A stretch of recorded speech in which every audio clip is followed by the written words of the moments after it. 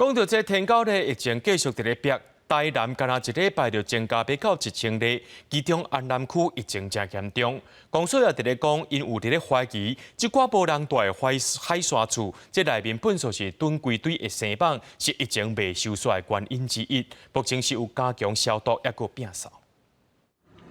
环保人员当咧分类大量的废弃物，这拢是对海沙厝内底款出来要等的。台南安南区有上百栋的海沙厝，因为长期无人管理，定互人黑白囤物件，囤甲规厝间。天狗节也是压袂落来，区公所怀疑海沙厝是引起天狗节的因素之一，所以赶紧针对你来的海沙厝顶高风险的所在，加强消毒甲摒扫。海沙屋呢，国产署管理的一共有44间啦，它已经回报都处理完了。但是我们今明2天会再去检查哈。那如果说清理不够干净了，我们会再要求他们再处理。服务较紧是上好啦，当嘛按这狗啊、臭狗啊起来啊，啊你药啊铺较重咧，内底就无网啊。来到安南区的乐工市场，一家一家单位无人，市场共款囤一堆，就惊天狗节拖袂煞。公所拢甲款好势啊，但是较正数，干那一礼拜时间就增加要1000例。甚至开学迄天30个师生，因为天狗节请假无来，教育局表示